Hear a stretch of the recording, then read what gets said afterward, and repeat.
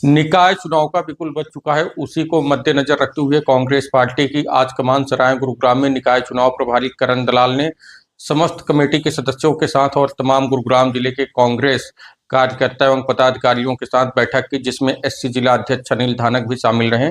नमस्कार साथियों, मैं हूं पंकज पांडे, आप देख रहे हैं दैनिक सच हरियाणा। उसमें सभी कार्यकर्ता पदाधिकारी प्रभारी करण दलाल ने कहा कि इस बार कांग्रेस पार्टी सिंबल पर चुनाव लड़ेगी, जिससे पार्टी और मजबूत होगी और हम ज़्यादा से ज़्यादा सीट जीतकर पार्षद में आएंगे तथा गुरुग्राम व मानेसर में हम अपना कांग्रेस का मेयर बनाएंगे। साथ में निकाय चुनाव प्रभारी करण दलाल ने कहा, सभी को संबोधित करते हुए कहा कि चुनाव नजदीक है, सभी कार्यकर्ता एकजुट होकर चुनाव को लड़ेंगे।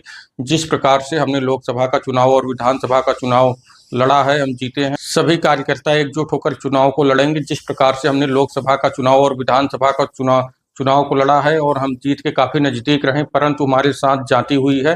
भारतीय जनता पार्टी ने ईवीएम का सहारा लेकर जीत हासिल की, परंतु ज्यादा दिन तक सरकार नहीं चल पाएगी।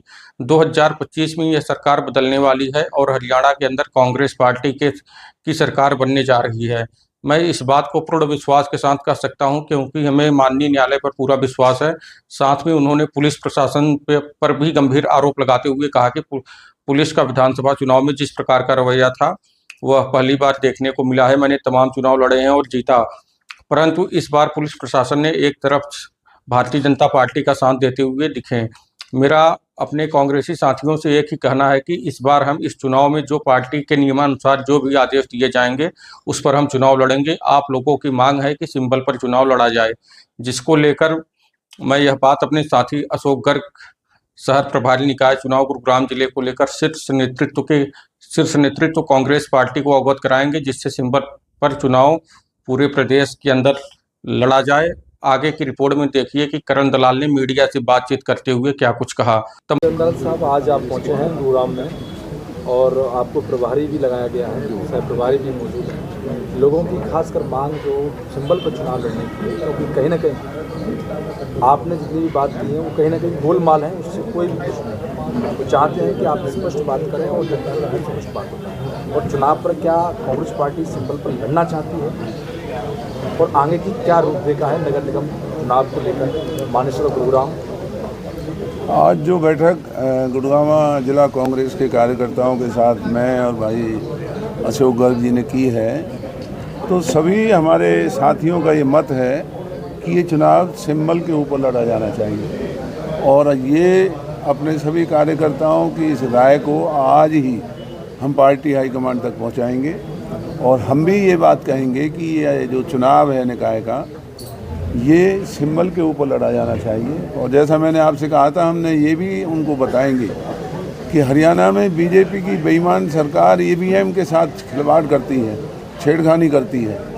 तो हमारी मांग है कि ये निकाय चुनाव ईवीएम से ना होकर के और ये मतपत्र के द्वारा ये चुनाव होना चाहिए। बाकी फैसला पार्टी ने करना है, पार्टी हाईकमान ने करना है। हम लोगों की राय को वहाँ तक पहुँचाएंगे और जो आपने कहा, हम सब की राय ये है कि ये चुनाव सिंबल के ऊपर ही होना चाहिए। मुख्यमंत्री दलाल साहब ने कहा कि दिल्ली में आपकी सरकार नहीं बनेगी, भारतीय जनता पार्टी की सरकार बनने वाली है। हरियाणा में देश भर में जलेबी बटेंगी और निकाय के चुनाव में भी ट्रिपल इंजन की सरकार होगी। ये देश के अंदर ईवीएम की सरकार है, बीजेपी की सरकार नहीं है। इन्होंने हरियाणा में ईवीएम का दुरुपयोग करके बेईमानी से सरकार बनाने का काम किया। महाराष्ट्र का भी यही कहा जा रहा है, राजस्थान, मध्य प्रदेश, छत्तीसगढ़ के बारे में भी यही कहा जा रहा है। और जो कल अगर भाजपा जीतती है तो भाजपा नहीं, ये ईवीएम चुनाव जीतने का काम करेगी। तो आज वो हुकूमत का नाजायज़ फ़ायदा उठा रहे हैं, लोगों के भरोसे के साथ खिलवाड़ कर रहे हैं, लोगों के मतदान को अपमानित करके बेईमानी से देश के अंदर जो सरकारें बनाने का काम कर रहे हैं। ये आने वाले समय में देश के प्रजातंत्र के लिए अच्छी बात नहीं है। दलाल साहब, जरूरी बात, कांग्रेस के सभी नेताओं ने अपने संबोधन में टक्कर की बात कही, मुकाबले की बात कही, असल में जीत की बात कोई नहीं कर रहा। तो ऐसे में क्या समझा जाए, जीत की हिचकिचाहट कहीं कांग्रेस को महसूस तो नहीं हो रही? नहीं, मैंने खुद कहा कि ये हमारे विधायक भी चुनाव नहीं हारे। लोगों ने चुनाव हमारे कांग्रेस के उम्मीदवारों को ही जितवाया है। ये तो ईवीएम ने बीजेपी के बेईमान नेताओं को जबरन यहाँ से जीता हुआ दिखाया है। तो हम तो विधानसभा में भी हारा हुआ नहीं मान रहे हैं। और जहाँ से 15 इलेक्शन पटिशन हाई कोर्ट में डले हुए हैं। सुप्रीम कोर्ट के अंदर हमने ईवीएम की जांच का केस अलग से डाल रखा है। हमें उम्मीद है 2025 में ही हरियाणा के अंदर कांग्रेस की लोगों की बनाई हुई सरकार जीवित होगी। और ना हम विधानसभा चुनाव हारे थे, ना हम निकाय के चुनाव हारे हैं। दलाल साहब, एक बड़ा ज़रूरी सवाल, आप अपने संबोधन में ओवर कॉन्फिडेंस की बात कर रहे थे, तो वो ओवर कॉन्फिडेंस किसका दिखाई दे रहा था? क्या अपने ही नेताओं का बात कर रहे थे? जी नहीं, वो हम ओवर कॉन्फिडेंस इस बात का था कि हम इतने उत्साहित थे जीत के प्रति कि हमने ये सपनों में भी ख्याल नहीं किया कि बीजेपी के जो सरकार है वो मशीनों के साथ छेड़खानी करेगी। और इसीलिए हमारी लापरवाही से वो ईवीएम को छेड़खानी में कामयाब हुए। गिनती से पहले कई विधानसभा क्षेत्रों की 40-40 मिनट जो स्ट्रांग रूम की लाइटें बंद रही।